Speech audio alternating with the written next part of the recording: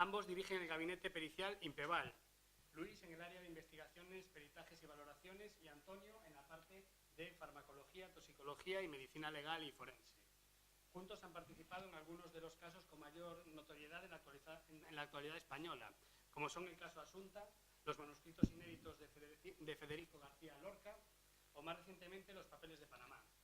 Enseguida escucharemos su interesantísima intervención, pero antes vamos a seguir lo que manda la tradición y entregar nuestro más preciado galardón, que es lo que nos convoca hoy aquí, el Premio Periodístico al Varelo. Quiero pedir ahora, por tanto, a Carlos Varela, vocal de Oficina de Farmacia y secretario de la Comisión de Imagen y del Jurado, que proceda a dar lectura del acta del 16º Premio Periodístico al Varelo para que los ganadores puedan ir acercándose y recibir su reconocimiento. Muchas gracias. Muy bien.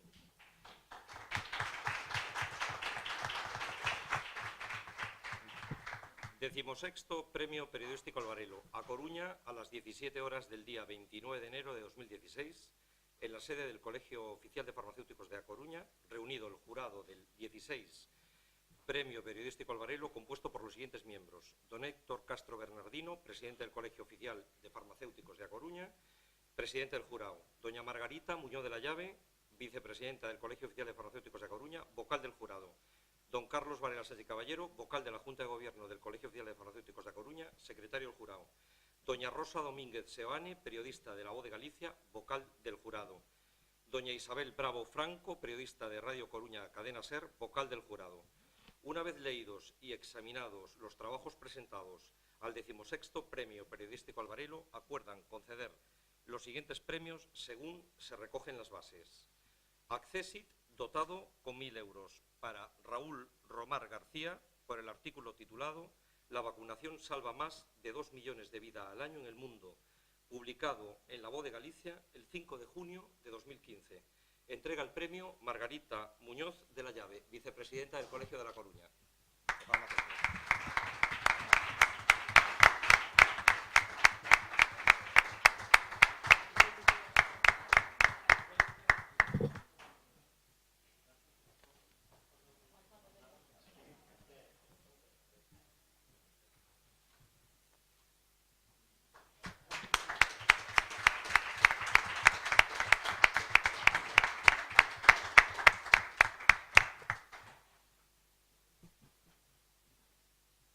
Accessit, dotado con 1.000 euros, para Sara Carreira Piñeiro, por el artículo titulado «¿Qué pone en las cajas de las pastillas?», publicado en La Voz de Galicia el 27 de septiembre de 2015. Sara no ha podido llegar debido a ocupaciones profesionales, por lo que será su compañero Raúl Romar, quien recoja el albarelo conmemorativo en su nombre.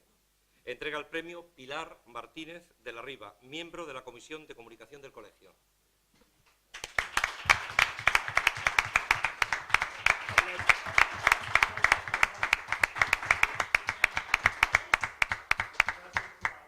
Segundo.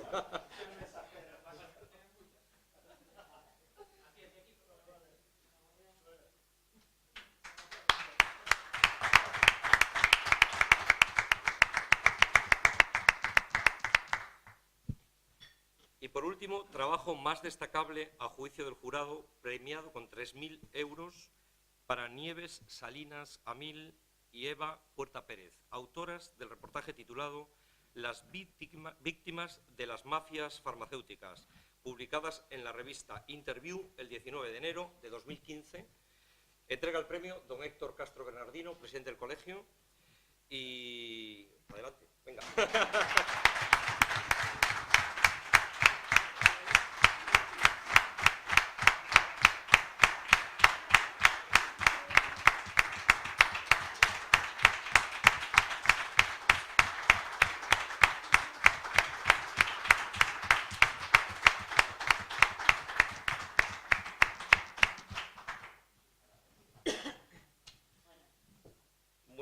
Por último, desde el Colegio de Farmacéuticos de A Coruña y el colectivo farmacéutico en general, les damos la enhorabuena a los premiados y les dejamos en su compañía para que les dirijan unas palabras y muchísimas gracias. Bueno, muchísimas gracias a todos por la asistencia. De entrada, muchísimas gracias al jurado, al colegio, como no, por pensar en nuestro trabajo y reconocerlo con el reputado Premio al Varelo. Mi compañera Eva para unas palabras estupendas y yo simplemente pondré la guinda.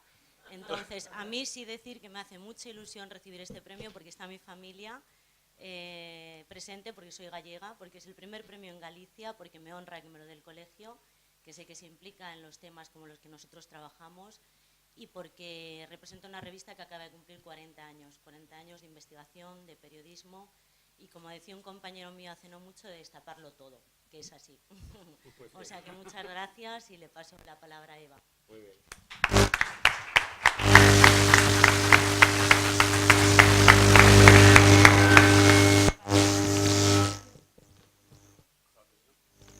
Bueno, no me había preparado palabras, me había preparado una chuletilla mala. Yo también quiero dar las gracias al colegio, dar las gracias a la familia que nos acompaña. Yo no soy de aquí, soy de León, pero bueno, que también me hace ilusión venir de fin de semana a Coruña. Y sobre todo, pues que es un honor. Para mí no es el primer premio en Coruña, sino el primer premio a secas y jolín, pues te anima un poco a seguir adelante en este mundo del periodismo que está tan mal y recibir un premio además de un colegio de farmacéuticos que no es un premio cualquiera, sino de un colegio de profesionales que te reconocen una cosa desde el punto profesional.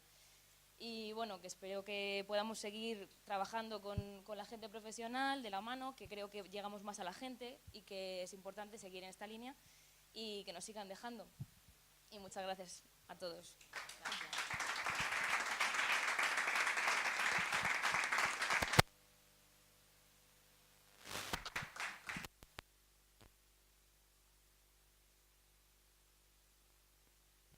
Gracias Nieves y Eva por vuestras afectuosas palabras y por extensión al resto de los premiados.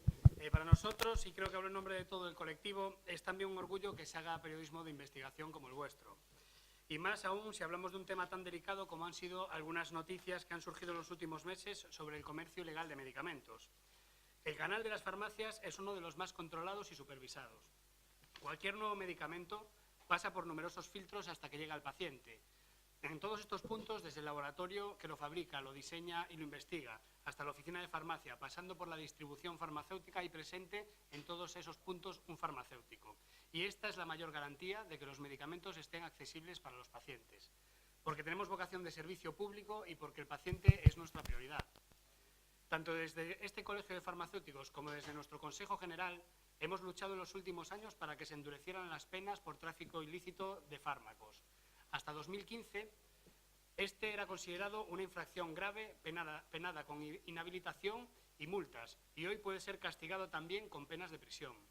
El comercio ilegal de medicamentos nos perjudica a todos, pero sobre todo es un grave perjuicio para nuestros pacientes. Es por esto que el artículo que hoy premiamos, publicado en la desde el punto de vista de las víctimas, resultó muy relevante para los miembros del jurado. Hablamos de una trama de exportación ilegal que dejó en 2013 a las boticas sin mercaptopurina, un inmunosupresor utilizado para la leucemia y que en este caso se enfocaba para el tratamiento de niños con cáncer. Pero también de fármacos para la epilepsia o tratamientos para la enfermedad de Crohn. Padres desesperados, farmacéuticos impotentes y autoridades sanitarias desconcertadas por una situación de desabastecimiento hasta que la Guardia Civil destapó el entramado. No ha sido el único caso y tristemente quizá no sea el último. Por eso sabemos de la importancia que tiene que se denuncie y que se investigue. Y que se escriba sobre ello para que también la población entienda cuál es la problemática en torno a este asunto. No como este manchen el buen nombre de la farmacia ni el prestigio de quienes día a día, a pie de mostrador, atienden a sus usuarios, les aconsejan y les hacen accesibles sus medicamentos, con gran profesionalidad y conscientes del servicio público que prestan. En muchas localidades, la farmacia es el punto sanitario más cercano y, sin duda, es un lugar de referencia para muchísimos pacientes.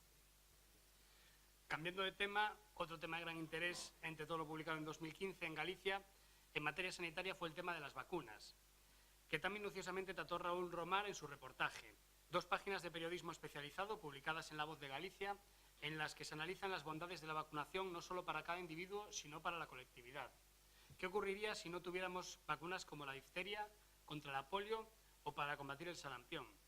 Sin duda, y como sanitarios, así lo vemos, es fundamental que la población entienda lo que en esencia dice este artículo de Raúl. No una, sino millones de vidas cada año. De vista de los pediatras, de la Sociedad Española de Vacunología o del Centro Superior de Investigaciones Científicas y analiza varios casos de actualidad relacionados con las vacunas. Por último, quiero mencionar el otro accésit otorgado a Sara Carreira, también de La Voz de Galicia, por un reportaje sobre la información que aporta el cartonaje de los medicamentos y los acerca a los pacientes de una manera muy visual. Aclaraciones sobre qué datos debemos vigilar, como el principio activo, la caducidad, los símbolos con precauciones, como la conservación en frío y una...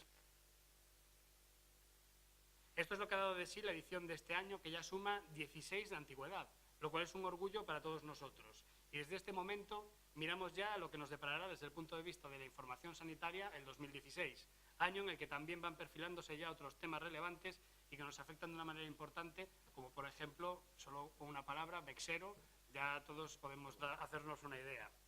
Así que desde este momento podemos ya declarar convocada la 17ª edición del premio, como podréis ver en las libretas que os han hecho entrega, y ya se están distribuyendo al sector periodístico para que se animen a participar presentando sus trabajos. Y ahora pasamos a la segunda parte del evento, que también nos hace especial ilusión. ¿Cómo trabaja un farmacéutico en el ámbito pericial? Investigaciones, analizando sustancias toxicológicas o elaborando informes para diferentes entidades. Un proyecto privado complementario a otros ejercicios dentro del sector y que además tiene ese halo de misterio por su relación con la criminología. Los que ahora empiezan no habían reparado en esta salida profesional. Es interesante conocerla. Nuestro compañero Antonio, junto a Luis, a través del gabinete Impeval, han participado en casos tan relevantes desde el punto de vista mediático como el caso Asunta, los papeles de Bárcenas o la mina de Corcoesto, entre otros. Además de su reciente medalla de oro al mérito y prestigio profesional otorgada por Foro Europa y la Asociación Europea de Economía y Competitividad, colaboran habitualmente con medios de comunicación como el programa Cuarto Milenio de Iker Jiménez, donde han estado en diversas ocasiones el diario El País o Zoom News, entre otros. Luis Salamancos es criminólogo y perito judicial. Cuenta con una amplísima trayectoria en el ámbito de la investigación y la criminología y la pericia caligráfica, y es también docente de estas especialidades. Y además ha sido reconocido con importantes premios como los anteriormente citados y otros que no mencionaremos por no extendernos ya mucho más. Antonio Busto es licenciado en farmacia con la especialidad de oficina de farmacia y farmacia clínica, y además es especialista en ortopedia. También es toxicólogo forense y perito en investigación judicial. En los últimos años están investigando a fondo el tema de las drogas emergentes y nadie mejor que él para ilustrarnos sobre su problemática y la situación actual de las nuevas sustancias psicoactivas. Sin demorarlo más, os dejo con ellos para que además tengamos tiempo de hacer algunas preguntas que pueda surgir. Así que, Luis, muchas gracias, muchas gracias a todos.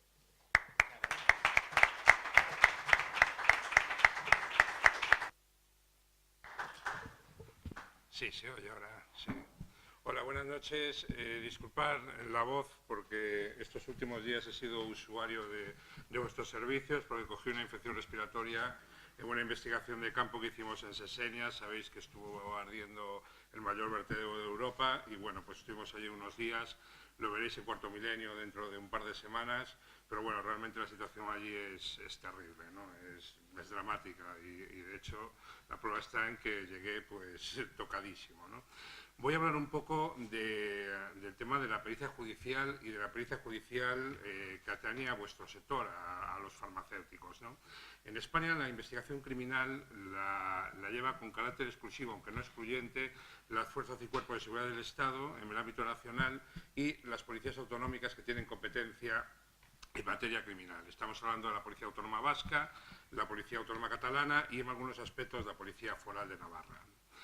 También el Instituto Nacional de Toxicología y las facultades de Medicina Legal y Forense, algunas de ellas, como la de Santiago, que es un referente internacional en cuanto a genética forense, también la de Granada, con el profesor Lorente y Botella, que también son referentes internacionales y dan clases en cuántico en Virginia, la Academia del FBI, ¿no? Pero, además de eso, además de lo que estábamos hablando ahora, todos los años, y esta es una circunstancia que se desconoce bastante, los colegios profesionales y los colegios y las asociaciones profesionales entregan en los juzgados una lista de miembros que quieren actuar o que desean actuar como peritos judiciales, ¿no? Ahí es donde realmente se abre el abanico del que vamos a hablar ahora, ¿no? Todos los años, todos los juzgados, su señoría, no podemos olvidar que su señoría en un montón de materias pues no tiene conocimientos, con lo cual pues se tiene que dejar asesorar por un perito, ¿no? Por el perito que viene a ser un auxiliar de la Administración de Justicia, ¿no? Bien, pues todos los farmacéuticos, en este caso, que deseéis trabajar como peritos judiciales, simplemente inscribiéndose en las listas del colegio, esas listas se enviarán a los juzgados y tribunales de la comunidad autónoma, ¿no? Eso pasa en enero todos los años se manda eso. A veces llaman, a veces no llaman. Si realmente llaman, el perito actúa como perito judicial. ¿Qué quiere decir que el perito actúa como perito judicial? Es una circunstancia especialísima, en la que una vez que el perito acepta el cargo, no es que pasa a ser funcionario, evidentemente, ¿no? Porque estamos hablando de que funcionario es una carrera de por vida, pero sí que va a tener una serie de privilegios que no tiene un perito privado, ¿no? Podrá recabar de su señoría cualquier tipo de información que necesite, que considere pertinente. Su señoría oficiará mandará los oficios que necesite y con esos oficios se te abren todas las puertas para todo lo que tú precises a la hora de realizar el informe pericial, ¿no? Estás actuando como perito judicial, pero es que aparte de como perito judicial también se puede actuar como perito de parte. En España hay una cierta reticencia hacia los peritos de parte porque se considera que el hecho de que la pericia pues esté pagada por una determinada parte, esa pericia no va a ser objetiva, ¿no? Eso es un error tremendo, porque realmente el perito judicial lo están pagando las dos partes. Mucha gente también desconoce que realmente el perito judicial no lo paga la Administración, a menos que se trate de justicia gratuita, sino que el perito judicial lo pagan ambas partes a partes iguales, ¿no? Estábamos hablando ahora de lo que es el perito privado. ¿Recordáis el caso de José Bretón, por ejemplo, ¿no? Fue un caso muy mediático en el que durante un año y medio la investigación estuvo empantanada porque la antropóloga forense de la Policía Nacional, del Cuerpo Nacional de Policía, consideró que los huesos pertenecían a pequeños roedores, ¿no? Eso supuso que las unidades operativas de Policía Judicial pues fueran por un camino por donde realmente no deberían de haber ido, ¿no? Sin embargo, bueno, aquí nunca pasa nada cuando se trata de este tipo de cosas, sino que hay responsabilidades.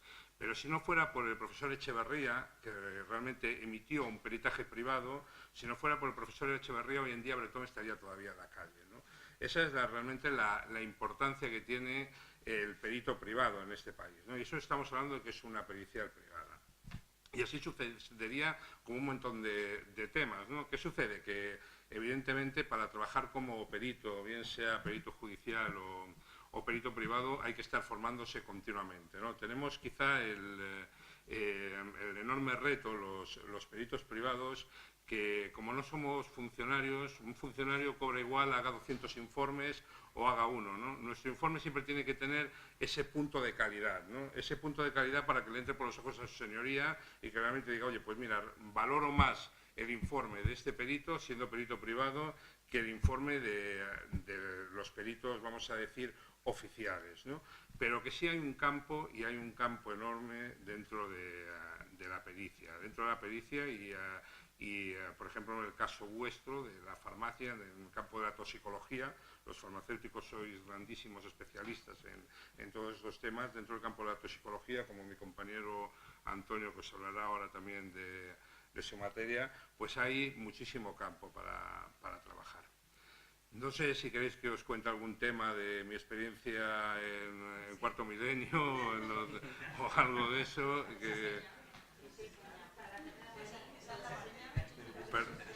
Perdón. Sí, no, lo que no... Sí. ¿Qué determinación hubo ahí a pie de campo? Porque nosotros justo publicamos esta semana en la revista que tuvo varios focos. Sí. Es evidente que el incendio fue provocado, ¿no? Eso, yo soy perito judicial en investigación de incendios y como criminalista te puedo decir sí que el incendio fue provocado. Tenía 3 focos, eso ya realmente es muy extraño, pero es que aparte de eso los neumáticos arden a temperaturas superiores a los 200 grados, ¿no? Y si tenemos en cuenta que acababa de llover, que algunos de los neumáticos estaban mojados, es evidente que se utilizaron acelerantes de la combustión para provocar ese incendio, ¿no? Ahora bien, ¿a quién puede favorecer eso? Eso lo sabéis vosotros también como periodistas, ¿no? Ahí, en este caso, muchas veces es el dicho español de que yo me quedé tuerto con tal de que tú te quedes ciego, ¿no? Y parece que la cosa que vino por ahí, ¿no? Pero bueno, los que lo hicieron sabían muy bien por dónde iban, ¿no? Eso sí, la situación allí es tremenda, aunque realmente no detectamos, porque nosotros cuando fuimos ya estaba en las últimas partes del incendio. Pero bueno, hay que darse cuenta que una vez que todo eso se revuelva, cuando se gestionen todos esos residuos, también va a salir a la atmósfera una serie de contaminantes. Y después otra cosa, muchas de las enfermedades que pueden desarrollarse podrán hacerse a medio plazo. Me decía una neumóloga el otro día que, claro, todo eso está por venir, ¿no? Toda la gente que ha estado aspirando, pues eso, benceno, metales pesados como el plomo y todo esto, en el futuro es cuando va a tener enfermedades, ¿no? Y realmente te cae el alma a los pies cuando ves pues niños pequeños por la calle sin mascarilla, cuando ves que las mascarillas se dieron los últimos días del incendio, se le dieron a la gente que estaba empadronada en Sesenia, que eso realmente es increíble porque el 70% de la gente está empadronada en Madrid. Después al final se lo dio a todo el mundo y al día siguiente se apagó el fuego, ¿no? Se hizo todo de una manera terrible, se gestionó muy mal, ¿no? Se gestionó muy mal. Pero bueno, sí que fue provocado, no me cabe la menor duda, sin duda. Dentro del programa Cuarto Milenio, porque decía, ¿no?, antes que los temas que se pueden dar, hay una cosa que realmente yo en eso saco pecho, ¿no? Iker, cuando hace cualquier tema, él te propone el tema, ¿no? Te dice, oye, mira, hay esto, ¿no? Pasa lo del tema de Corcoesto, pasa tal. Tú haces un informe. Después, el informe a veces es contradictorio con lo que ellos pensaban, ¿no? Dicen, oye, pues yo pensé que este tema que podía salir de esta manera, ¿no? Bueno, pues, oye, no pasa nada, lo sacamos, ¿no? Uno de los últimos casos que hicimos, que fue realmente también muy interesante, muy mediático, fue el tema de las lágrimas, ¿no? Eso salió incluso, pues salió en el telediario, le dieron muchísima repercusión, ¿no?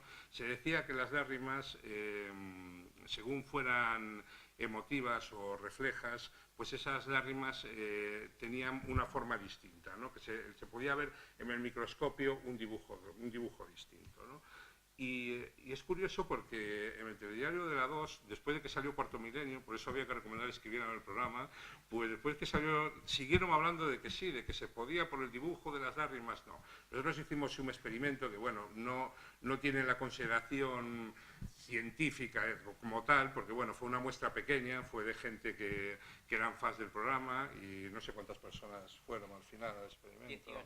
18. Pero bueno, lo que hicimos fue eso, le mostramos unos vídeos de imágenes realmente dramáticas, la gente lloró con esos vídeos, después demostramos otros que eran unos vídeos también de risa, la gente lloró de risa, y después cogimos una cebolla y les hicimos llorar, pero en plan duro, ¿no? A lo bestia, ¿no? Estuvimos analizando las lágrimas y no se podía determinar absolutamente nada, ¿no? No se podía, y lo chulo sería que se pudiera determinar, ¿no? Porque realmente sería estupendo, ¿no?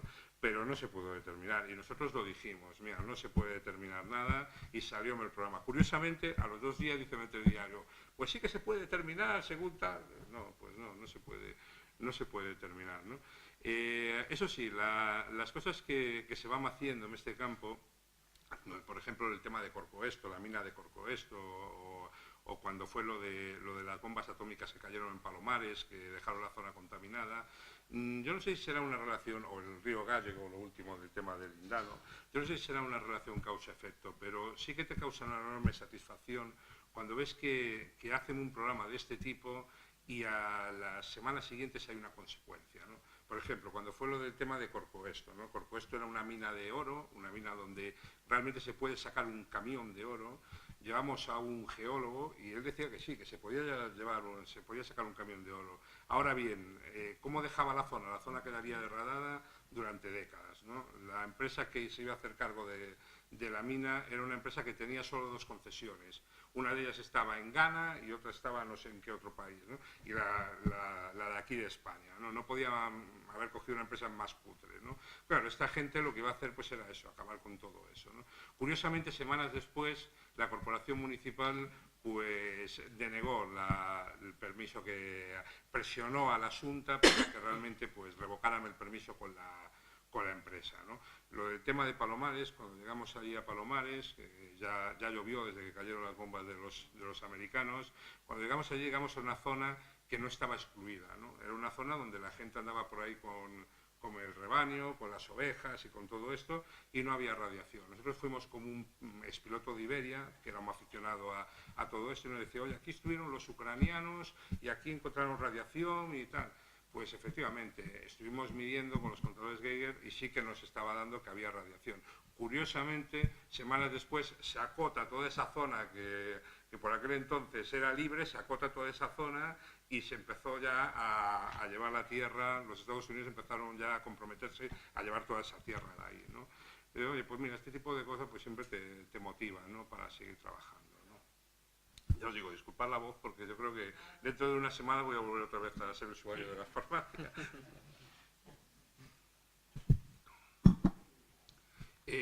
No os quiero aburrir mucho con estos temas, ¿no? Pero es eso, que sí que realmente hoy en día que está tan de moda el efecto CSI, ¿no? Y que los que tenéis espíritu científico, pues que, oye, mira, ¿cómo puedo hacer, ¿no?, para poder colaborar de alguna manera? Pues sí que se puede, sí que el farmacéutico puede trabajar de alguna manera dentro de lo que es la investigación criminal, ¿no? Independientemente de que España es un país todavía muy limitado en estos temas, porque donde hay competencia, pues evidentemente tienes que sobresalir y eso a las fuerzas de seguridad no les convence demasiado, pero poco a poco se va abriendo el abanico, ¿no?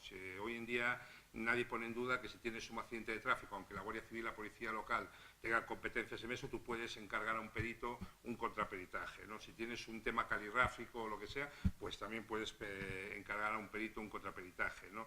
Lo mismo en un tema datiloscópico o en cualquier otra pericia civil o penal que se encargue, ¿no? Bueno, pues poco a poco eso se va abriendo a muchas más cosas ya, ¿no? Y una de ellas pues vendría a ser la toxicología, de la que os va a hablar Antonio ahora, largo y tendido. Bueno, espero que no sea muy largo y tendido, porque intenté muchas veces no hacer esto demasiado pesado. Os voy a contar un secreto, no lo conseguí nunca. Así que intentaré que sea... Bueno, yo antes de nada también insistir un poquito en lo que dice Luis, que como farmacéuticos a veces pues estamos un poco encasillados en determinadas áreas de servicios públicos y demás, pero hay mucho más allá. Un poquito derivado de todo esto que dice, no hay mayor satisfacción que ayudar a cazar al malo, ¿no? En nuestro caso. Evidentemente no todo es como el CSI Las Vegas, ni CSI Miami, ni nada de esto, pero bueno, pero que es muy divertido. En el ámbito privado posiblemente no ayuda para... no te da para vivir, pero te ayuda para... por lo menos te lo pasas en grande. Bueno, hay un caso que nos preocupa desde hace unos años y que es del que voy a hablar ahora, que es el de las nuevas sustancias psicoactivas. No sé si oísteis hablar de ellas y demás. Bueno, las drogas se vienen utilizando desde tiempos inmemoriales, desde que el hombre es hombre. Ya en los enterramientos prehistóricos se encontraron restos de drogas, sobre todo en aquellos de personajes que se dedicaban un poco más a la visión religiosa del ser humano. Pero esto se fue trasladando hasta nuestros tiempos. Hoy en día se conocen 234 drogas que estén fiscalizadas en base a los convenios del 61 y del 71. Del 61 es relativo a las sustancias estupefacientes y el del 71 relativas a las sustancias psicoactivas o psicoestimulantes. Bueno, pues todas esas sustancias que están recogidas en esos listados sí que están fiscalizadas y controladas por las aduanas de los países, las policías, cuerpos y fuerzas de seguridad del Estado, y son perseguibles. Pero tenemos una realidad diferente hoy en día, digamos. Hoy en día, por el hecho de que las nuevas tecnologías facilitan todo lo bueno, pero también todo lo malo, pues estas sustancias están empezando a crecer primero a la sombra de estas y después son estas las que le dan sombra a las otras, ¿no? Porque solo en 5 años, si hablábamos antes de 234 sustancias controladas, hemos pasado a más de 560. ¿Os podéis imaginar lo que es eso? 560 sustancias descontroladas, circulando sin ningún tipo de barrera por cualquier país, a nivel europeo, a nivel internacional, etc.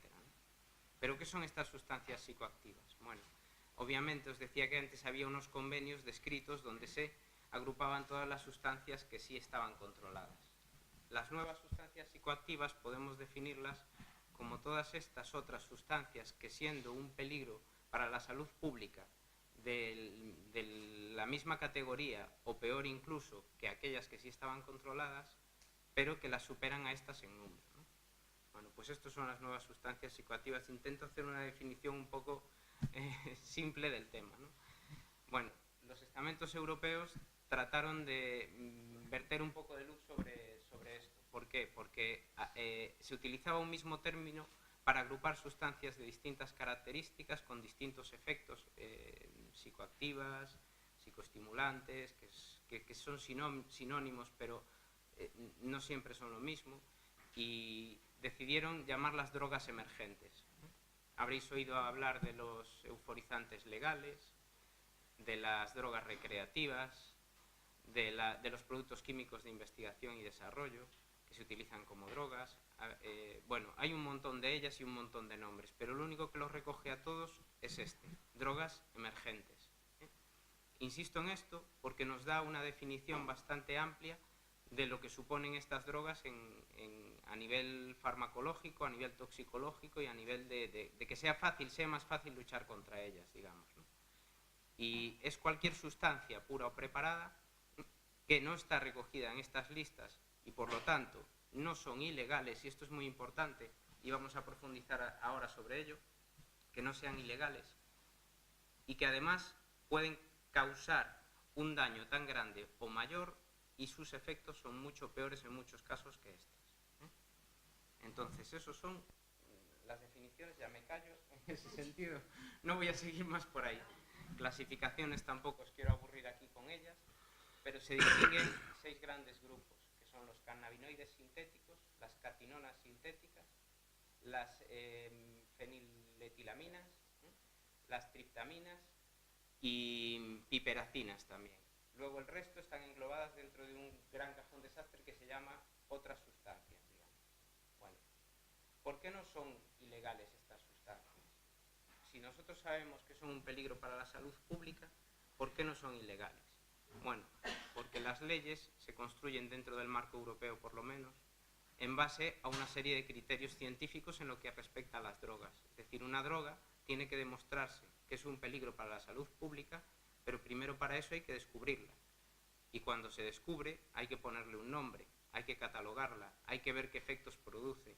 Y todo eso después se lleva a una Comisión Europea, que es la que legisla, digamos, sobre esas sustancias y establece una serie de medidas de control que se pueden tomar contra ellas. Pero hasta que esto ocurre pueden pasar 2 años. Entonces, por eso no son ilegales. Es decir, durante todo ese tiempo pueden estárselas dando a vuestros hijos, a vuestros nietos y de forma descontrolada. Los daños son muy graves. Digamos que una de las características que hace estas drogas incontrolables son las nuevas tecnologías, como os decía antes. Al amparo de Internet crecen gran número de tiendas que se llaman smart shops, que les llaman tiendas inteligentes, que son como cualquier página web que podáis ver. Allí se venden todo tipo de sustancias, inciensos, productos químicos para investigación, como os decía, sales de baño súper atractivas, de todo, tés, de todo. ¿Qué pasa? Que cuando tú vas a ese tipo de tiendas ya sabes lo que estás buscando. Allí te aparecen con colores llamativos y les ponen no aptas para el consumo humano, solo para adultos. Es decir, o sea, todos esos mensajes que te hacen pensar, bueno, pues estoy comprando un producto que sí está controlado. No, no lo está. Y además se producen en los laboratorios más cutres que os podáis imaginar. En la cocina del baño de una casa, de un piso, dentro de una furgoneta móvil. O sea, han sido encontrados ahí. Y luego en el medio de la selva, con un toldo tipo... o sea, allí se fabrican todas estas sustancias. ¿Qué las hace peculiares? Bueno, estas sustancias, para salvar la ilegalidad, lo que hacen es imitar a las sustancias primeras. Es decir, yo cojo el tetrahidrocannabinol, que es el cannabinoide más conocido, derivado de la marihuana, y simplemente con una transformación en su estructura química, aunque solo sea una, en un átomo de carbono, automáticamente a esa sustancia la vuelve a legal. Es decir, no es ilegal porque no está contra la ley, y tampoco es legal porque no está prescrita por ley ni conforme a ella. Y ese es el problema. Yo cojo esta sustancia, la fiscalizo, tardo 2 años, elaboro un informe, ese informe vuelve atrás a cada uno de los países en el caso de Europa, por ejemplo, de los miembros de la Comunidad Económica Europea. Estas establecen sus normas de control y demás. Pero es que mientras están haciendo eso, hay un fulano metido en su casa, en su cuarto de baño, que con la simple ayuda de Internet está fabricando otra nueva sustancia a partir de esa. Y esta es la gran problemática, un poco así explicado de forma gráfica, ¿no? Y entonces eso lo hace imposible. Pero sí es verdad que desde el año 2012 se han encontrado con una determinación muy importante por parte del Servicio de Alerta Temprana aquí en España, en nuestro caso, por la Agencia Española de Medicamentos y Productos Sanitarios, y a nivel europeo por la Europol y también el sistema de alerta temprana que también funciona a nivel europeo. Entonces, cada vez que aparece una sustancia de este tipo en el mercado de las drogas, bien sea porque la ha localizado el policía local de turno, porque ha habido una denuncia porque un chico se ha estado drogando y todo eso, por lo que sea, cualquier alerta de este sentido es pasada a una red muy grande que se llama REITOX, que está formada por los 30 países miembros, bueno, 30 no, porque también está Noruega, que no es miembro, pero también colabora. Y luego están los puntos focales nacionales de la Europol en cada uno de estos países. Bueno, pues todos estos emiten su informe sobre esa sustancia, los pasan a una comisión de investigación y de esta comisión de investigación vuelven hacia atrás para que tanto el Europol como el punto focal nacional de la red de toxicología del país miembro emitan un informe conjunto. A partir de ahí va a una comisión de expertos que son los que elaboran el informe definitivo para establecer las medidas de control, fiscalización, penal que pueden tener estas sustancias. ¿Qué pasa en Europa? En Europa el mercado es único y hay un principio de respeto de unos países a otros. Entonces, se establece que si una sustancia que todavía no está ilegalizada, por eso es importante lo del término alegal, si aparece esa sustancia que no está ilegalizada, puede circular tranquilamente por todos los países sin más control que el hecho de que cuando hace daño efectivamente se pone en marcha todo el mecanismo. Pero todas estas drogas están causando muchísimo daño. Hay casos de muertes. Y gracias al sistema de alerta temprana, hoy en día se empieza a poner traba a todo esto. De hecho, la Guardia Civil hace 15 días ha llevado a cabo una de las mayores operaciones contra el tráfico de drogas psicoactivas, de nuevas sustancias psicoactivas aquí en España. Fue en Almería, fue en Alicante, o sea, está ahí a la puerta de la esquina. Y desde aquí se fabricaban pues 14.000 sustancias en un caso y 130.000 en el otro, pero tenían capacidad de fabricar 40.000 más. Entonces toda esta gente fue puesta a disposición judicial, pero si esa sustancia no está fiscalizada, lo único que se le puede intentar achacar es un delito contra la salud pública, pero no por tenencia ilícita de drogas. Entonces eso sería lo ideal, que todas estuvieran fiscalizadas y controladas. Para que os hagáis una idea, en los últimos años, en 2013, 2014 y 2015, que fue cuando se duplicó este número de sustancias ilegales, llegamos hasta las 560. De esas 560, 110 eran nuevas, recientes, que no se conocían. Porque esta es una de las características de las nuevas sustancias psicoactivas también. Que muchas son nuevas, porque lo son, pero otras se conocen de antaño. Os voy a poner unos ejemplos. Habréis oído hablar del Captagón, la droga yihadista. No. En 1963, en el ámbito militar se usaba una sustancia porque se dieron cuenta de que los soldados tenían menos miedo. Es decir, era la leche. Es decir, vamos a mandar ahí a las tropas que tenemos aquí, efectivamente, y se acabó el problema. Bueno, como se vio que los efectos secundarios que tenía esta droga eran bastante graves, se dejó de utilizar. Pero no todo el mundo.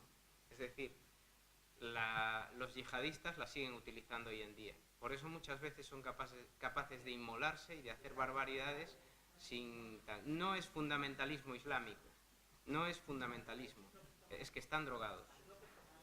Y eso es lo que hace que puedan hacer semejantes cosas. Bueno, aparte de lo otro también, que no digo que no tengan su parte de culpa. Exactamente. Luego aquí en España, por comentaros dos casos y hacer esto un poquito más relajado y que no os empecéis a dormir, que ya veo alguno. ¿Qué tal?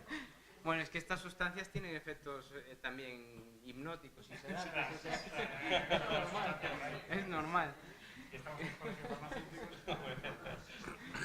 Casos en España conocidos es el de la ketamina o del GHB, el éxtasis líquido, el violafácil, el nombre común es violafácil, ¿no? Que habréis oído hablar. En Coruña tuvimos un caso hace poco con escopolamina y burundanga. Bueno, la ketamina era un anestésico disociativo que se utilizaba en 1963 en la práctica clínica, pero debido a esos efectos hipnóticos lo que se tuvo que hacer después es legislar sobre ella y mantenerla dentro del grupo de especial control. Esas sustancias que no pueden circular tan libremente como otras, pero que sin embargo no tiene consecuencias penales el tenerla o distribuirla. Caso de la absenta en Francia. Antiguamente la absenta, que era un licor, es una sustancia psicoactiva porque es alcohol. La absenta se prohibió en Francia. La absenta se utilizaba también en el siglo XIX en las tropas francesas porque aparte de que les curaba los gusanos, les permitía también potenciar ese valor, ¿no? Muy parecido al tema del Captagón. ¿Qué pasó después? Que prohibieron la fabricación en Francia. Pero usted, o yo mismo, si fuera muy espabilado, yo pondría a fabricarme absenta aquí en España, porque a los franceses les encanta la absenta. ¿Por qué no se la vamos a servir? Si allí lo que está prohibido, es la fabricación, pero no el uso. Pues este es el problema real, ¿no? Que podría ser así. Es decir, yo puedo fabricar en España la absenta, paso la frontera, porque no estoy cometiendo un delito, no estoy fabricando en la frontera. La paso allí y esa droga ya se puede distribuir por todo el país. Entonces, es un ejemplo claro de lo que ocurre con las sustancias psicoactivas, ¿no? En el caso de la última operación San Peter que llevó a cabo la Guardia Civil, y no os estoy hablando ya de abril, os estoy hablando del 28 de mayo, se detuvieron a 8 personas. Se detuvieron a 8 personas, intervino Europol, los puntos focales nacionales, intervino la Agencia Española de Medicamentos y Productos Sanitarios y las policías de Holanda, Bélgica, Reino Unido. ¿Por qué? Porque los que estaban movilizando todo este tipo de drogas eran de esos países. Entonces se dieron cuenta de que había un movimiento especializado de este tipo de drogas, que era el GHB-GBL, que ahora os voy a hablar de él, porque es muy parecido a la droga viola fácil. Bueno, pues el GHB es lo que estaban intentando distribuir por toda España. ¿Cómo lo hacían si la GHB está prohibida en España? Pues muy parecido a lo de la absenta. La pedían a países extranjeros. Ellos no la fabricaban y aún por encima no la traían ya preparada. Lo que hacían es traer un precursor que no es ilegal y que podía pasar perfectamente las aduanas. Pues a través de internet se compraba en China y se traía hasta aquí. Una vez está aquí, simplemente hay que meterla en un matraz, no es un vaso, pero es un matraz que tiene la forma al revés, la meto ahí y solo con ácido clorhídrico y sales de nitrato soy capaz de fabricar eso. Lo puedo hacer yo, lo puede hacer cualquiera. Simplemente es entrar en internet cómo fabricar esta sustancia. Más fácil aún. Habéis oído hablar del GABA, que es un neurotransmisor que todos tenemos en el organismo. Pues se puede extraer también a partir de ahí. Simplemente quitándole el agua al GBL del que os hablo, que es la gamma-butirolactona, soy capaz de conseguir GBH. Y GBH es el éxtasis líquido. El éxtasis líquido en 1991 se utilizaba como estimulante de la hormona de crecimiento. La usaban en los gimnasios. En 1995 fue prohibida en Estados Unidos, pero no en España. En España se prohibió muy posteriormente, o se empezó a controlar la GBH a raíz de que se empezó a utilizar con fines delictivos y sobre todo en asalto sexual facilitado por drogas. Habréis oído hablar también de la sumisión química. El caso de Asunta, en el que tuvimos también el dudoso honor de colaborar en el esclarecimiento a nivel informativo, digamos, pues es un caso de sumisión química. A una niña que le han estado administrando lorazepam, que es una droga, pero está controlada y legalizada a través de las farmacias. Fijaos en la importancia de pedir una receta. Que nos dicen, ay, bueno, pero si yo levo esto toda vida, no es así. Es mucho más importante que todo esto.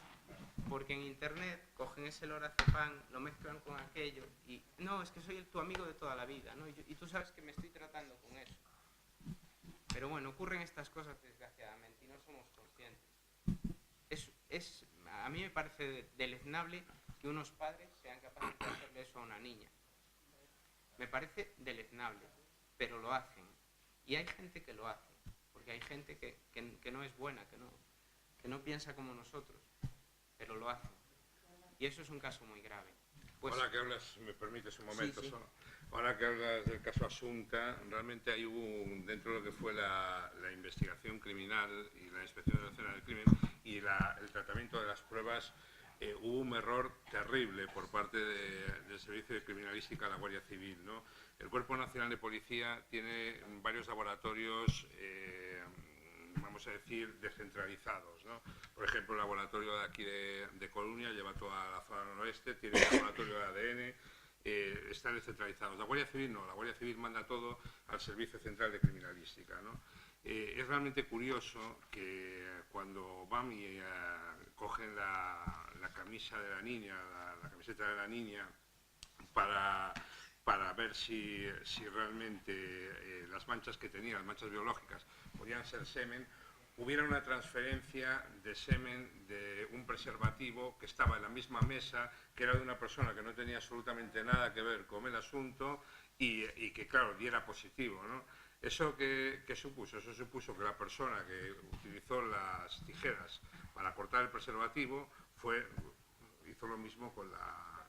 Claro, es un error terrible, ¿no? Es un error gravísimo y fue a lo que se agarró Alan Guren con uñas y dientes, ¿no? De hecho, yo me acuerdo que nos habían llamado de los medios porque, claro, eso lo que estaba era dejando en evidencia, por un lado, la labor de la médico forense que fue a la escena del crimen, por otro lado, la labor del juez de instrucción, que no se entera de nada, y por otro lado, la labor de la policía judicial que recogió las pruebas, ¿no? Porque los de científica de Madrid, los de criminalística, hubieran quedado muy bien si dijeran, oye, pues mira, sí, los servicios de calidad han detectado que efectivamente que hemos cometido un error, pero es que no lo hicieron. Ellos le echaron la culpa a los de Coruña. Dijeron, no, fueron los de Coruña nos mandaron las pruebas así y las pruebas llegaron de esta manera. Pues no, señor, o sea, las pruebas fuisteis vosotros los que al final, pues claro, pasó la transferencia del preservativo y claro, eso lo que hace es que crea otra vía de investigación totalmente distinta, ¿no? Por eso, de ahí volvemos otra vez a lo mismo, la importancia siempre de que haya un contraste, de que haya otros peritos que puedan actuar en un determinado momento y que vean otro... Disculpa, ¿eh? Nada. Decía que, bueno, la importancia del tema de la legalidad e ilegalidad de estas sustancias y la fabricación clandestina en laboratorios que son eso, son cocinas de casa, sin más. Tened en cuenta esto porque para que veáis la problemática que se da es súper importante. Estamos hablando de sustancias muy nocivas, muy graves, que causan incluso la muerte. Hay casos de chicos y niños en Totana, Murcia. Hay 3 tipos de consumo principales, que son el recreativo, el sustitutivo y el experimental. El recreativo es típico de los jóvenes más jóvenes, digamos, de los chicos de 12, 13, 14 años en adelante. Bueno, pues ellos se dedican a jugar. Quieren hacer binge drinking, que se llama, ¿no? Pues intentar jugar a llegar al coma etílico lo más posible. Lo más cerca. Voy a intentar acercarme lo más posible y eso lo hago con el alcohol. Pero es que además mezclan ese alcohol con otras sustancias que no saben que les dan. Y muchas de estas son estas sustancias de las que estamos hablando. Estamos hablando de la Superman, de la Flaca, que no sé si habéis oído hablar, del foximetoxi, bueno, todas estas, la droga caníbal que os hablaba antes, ¿oísteis hablar de ella? Bueno, yo os voy a enseñar simplemente, os voy a enseñar una foto de una persona afectada por droga caníbal. Bueno,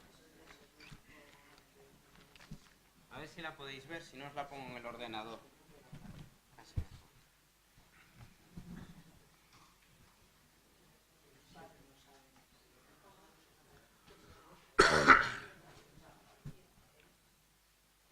A ver si la conseguimos ver. ¿Lo veis ahí? ¿No? Bueno, vas pasando un poco.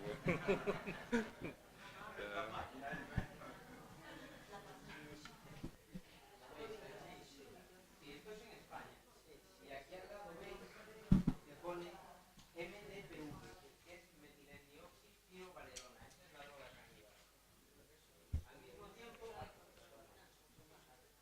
mismo tiempo pone que es no apta para el consumo humano, con lo cual ellos se lavan las manos. Tú la has comprado libremente en internet, en tiendas que hasta te dicen, oye, si compras determinada cantidad, te las llevamos gratis a casa.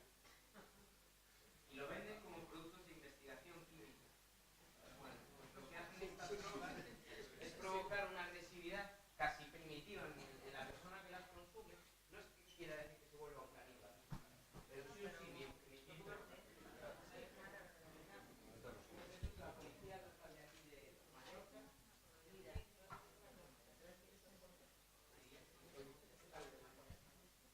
Bueno, mientras os vais pasando los ordenador, yo sigo. Porque tengo más. Qué bueno. No se lo quede. Bueno, no pasa nada. Pero esto es así. Claro. Y un caso como el del GHB, éxtasis líquido, la viola fácil, que seguro que habéis oído hablar de ella, ya lo insisto en ella. No. También habéis oído hablar de la burundanga y la escopolamina, pero es que no está justificado su fama, porque realmente no es la que más se utiliza para esto.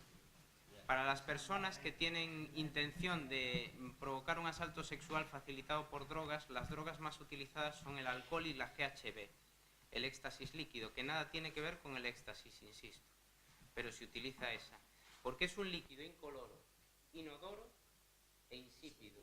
Es decir, esto lo metes en cualquier bebida y tienes completamente a tu voluntad a la persona a la que se lo has administrado.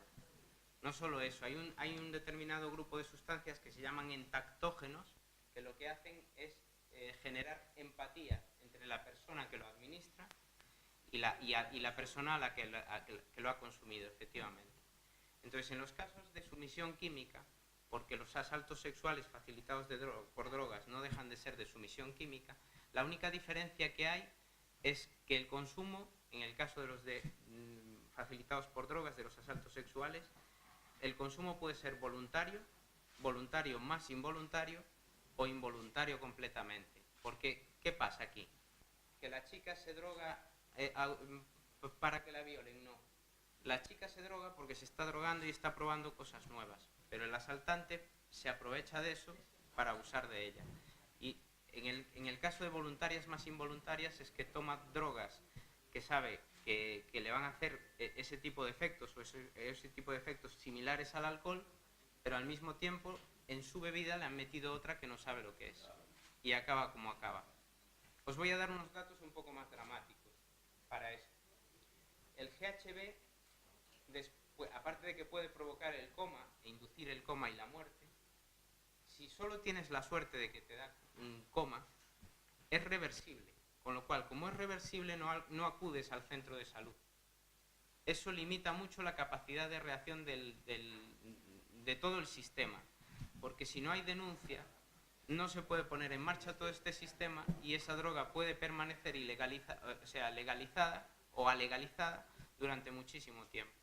Ese es el principal problema que se encuentra el toxicólogo forense, el médico de atención primaria y el juez a la hora de poder emitir un resultado que digamos satisfactorio a la hora de poner en marcha todas estas acciones, ¿no?, para ilegalizar la droga. Bueno, pues el GHB es uno de los más utilizados con ese fin, con el fin del asalto sexual. Y luego están las benzodiazepinas. Las benzodiazepinas como el lorazepam, como en el caso Asunta. Lo del caso Asunta, insisto, era un caso de sumisión química claro. Cuando yo fui a la televisión a hablar sobre este tema, me llamaron y dije, mira, por más lorazepam que se hubiera tomado, la niña no puede morir por causa de esto. Tiene que haber algo más. Tiene que haber sido inducido, pues, algo más, un intento de asfixia. Pues no, yo le dije allí que muy probablemente se hubiera administrado otra sustancia. Efectivamente, en la niña Asunta encontraron un metabolito del diazepam. Entonces, todo esto hace que le provoque una grave depresión respiratoria que facilitó la asfixia por parte de la madre. O sea, no murió por la ingesta de las drogas. Lo más dramático de todo esto es que sabía la cantidad que le estaba dando, la cantidad necesaria para hacer lo que quería hacer. Eso es lo más dramático de esto. Y esa información la tenéis en Internet. Por eso cuando un profesional pide una receta médica, insisto, en una farmacia, voy a empezar a aprovechar para hacer apología. Exactamente. Es por algo más que muchas de estas cosas. O sea, no tenéis ni idea, me imagino que sí, pero digo, es una expresión, no tenéis ni idea de las barbaridades que se pueden hacer con esto. Y esto es un poco todo lo que quería deciros respecto a esto. Y nada, que... Muchas gracias por todo.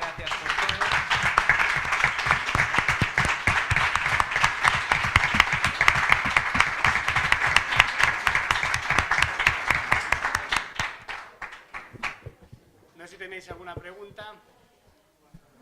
¿Alguien tiene alguna pregunta o quiera comentarles? Yo desde luego tengo muchas, lo que pasa es que claro, también por la deformación profesional, me decía hace un momento Antonio, yo no sé si ir parando ya, porque yo creo que le estoy aburriendo y tal, y yo decía, es que creo que era al contrario, yo creo que están escuchando muy entretenidos, sobre todo yo me quedo con la parte de Antonio, evidentemente, Luis también, pero Antonio la parte de valor que da al profesional farmacéutico que está detrás siempre de una dispensación y que está detrás del control de una sustancia psicoactiva, de una benzodiazepina o de algo que a pesar de que nos parezca, porque es el paciente de toda la vida, que es inofensivo, ya estamos viendo que nada más lejos de la realidad. No solo sustancias muy cotidianas como las benzodiazepinas, sino estas nuevas drogas emergentes además, que nos está demostrando Antonio que son de muy difícil control, más que nada porque un pequeño cambio en su forma química ya las hace alegales que no ilegales, y claro, a partir de ahí es que es imposible, porque todo se multiplica por infinito. Es imposible que con una pequeña transformación de una sustancia que siga teniendo efecto, ¿cómo se controla eso?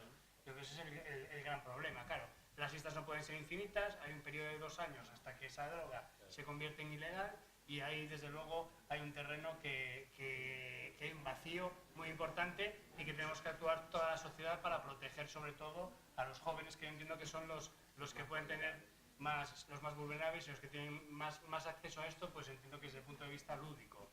Es la parte de los agradecimientos ahora mismo, agradeceros Antonio, Luis, vuestra conferencia, agradeceros toda esta información, deciros a mí personalmente me ha parecido muy interesante y yo continuaría mucho tiempo escuchándoos. Desde luego si os veo unos apasionados y seguro que tenéis mucha más información, pero bueno, nuestro tiempo tampoco es infinito, sino que es limitado.